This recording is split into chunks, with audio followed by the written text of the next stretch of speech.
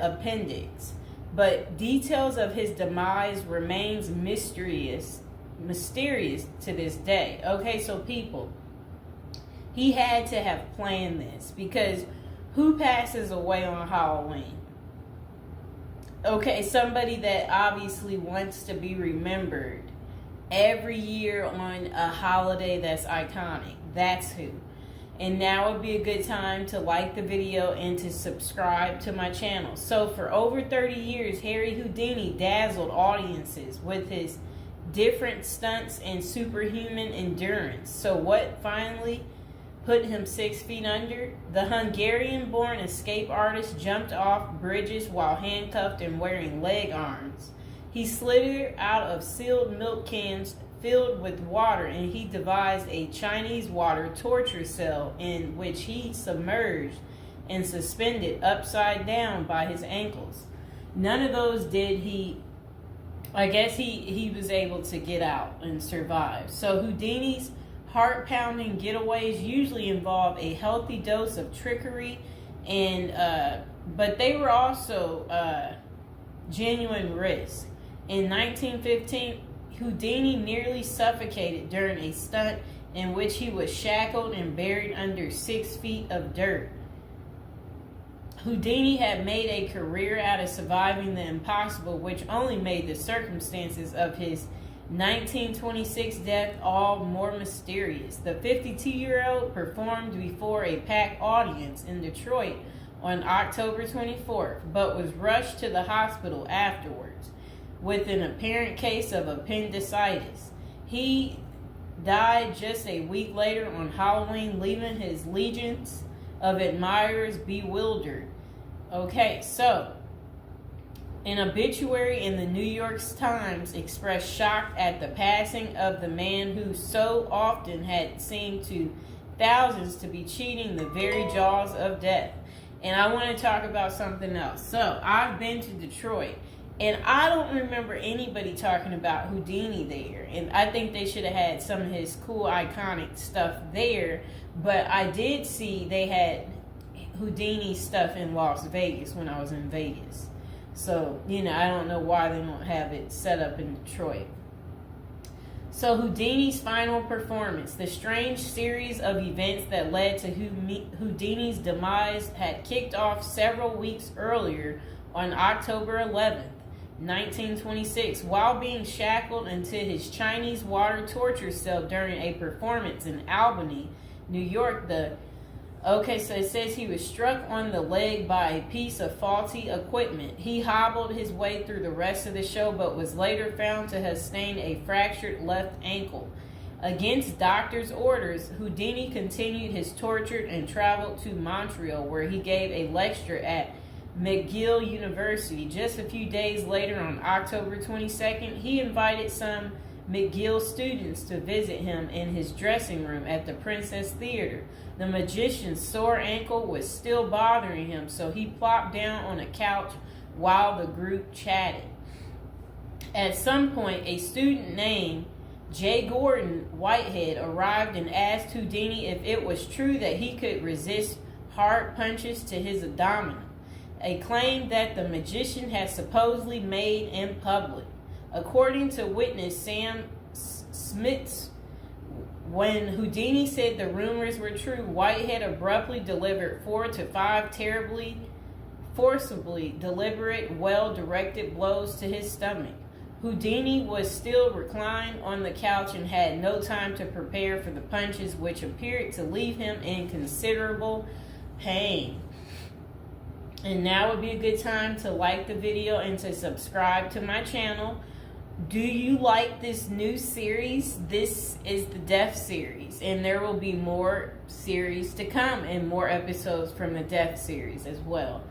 And do you like my prison series? And if you haven't checked out my prison series I created just for you, you can go ahead and check out my playlist. And there's also a love spell series that I think you will enjoy too checking out. Okay, so Houdini brushed off the incident at the time, but that same evening he began to complain of discomfort and stomach cramps. His condition only worsened the next day when he boarded an overnight train to Detroit for a new run of performances. The magician developed severe abdominal pain, cold sweats, and fatigue, and his temperature rose to 104 degrees. A doctor suspected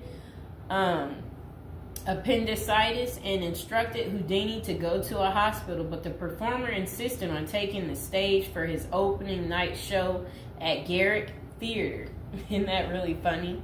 He still wanted to work even though he wasn't doing so well.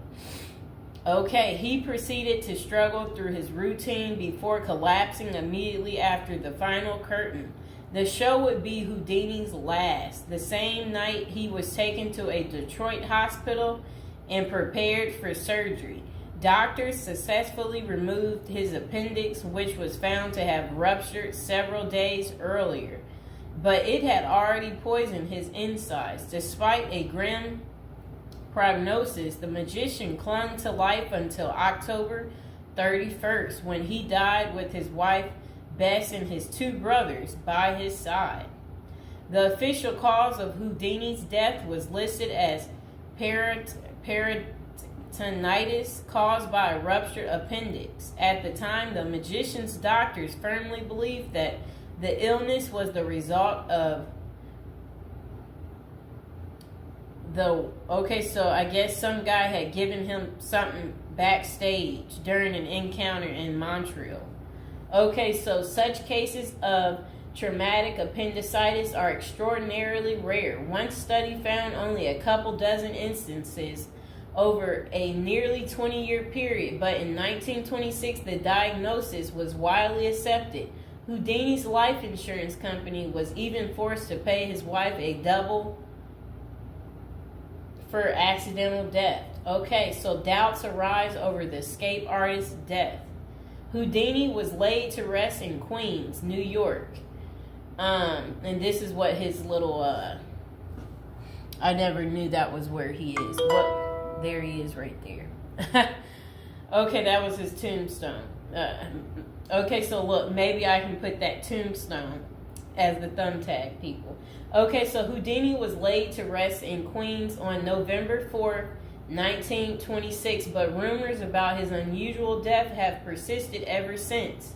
Many of the theories tend to focus on the magician's contentious relationship with spiritualism, a pseudo-fed religion whose adherents once claimed it was possible to communicate with the dead through seances and mediums. Houdini, a born skeptic, had spent much of the 1920s on a mission to debunk the spiritualist claims and expose its top psychics as frauds. The crusades earned him several $1 million worth of lawsuits and more than a few enemies, but at the time of his demise, he showed no signs of letting up. Just a few months earlier, he had testified in front of Congress in support of a bill to outlaw fortune-telling in Washington, D.C. Could Houdini's meddling have gotten him killed? In the 2006 biography, The Secret Life of Houdini, authors William Kalash and Larry Sloman contend that the magician's death may have been a carefully planned assassination by members of the spiritualist community. If one were to suspect Houdini a victim of foul play, they write, then the section of organization crime that was composed of fraudulent spirit mediums must be considered likely suspect. Okay, so Kalash and Sloman argue that the spiritualists had a history of poisoning their enemies, and they note that no autopsy was ever performed to confirm Houdini's death. I wonder why.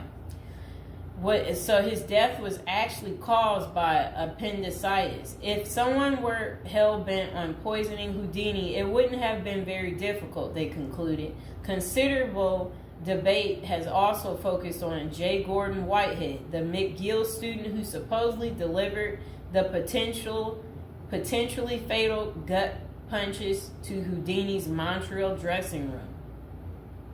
In the 2005 book, The Man Who Killed Houdini, author Don Bell floated a theory that Whitehead may have been in league with the spiritualists, some of who had previously threatened to harm Houdini or have him beaten up.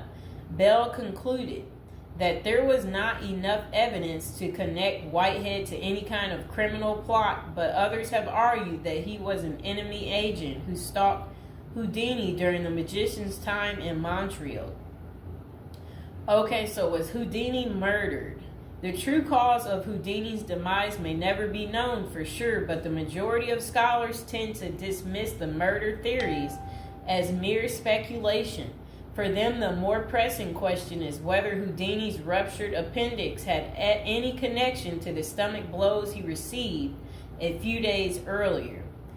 Don't forget to like the video, and if you're new to the channel, go ahead and hit that subscribe button.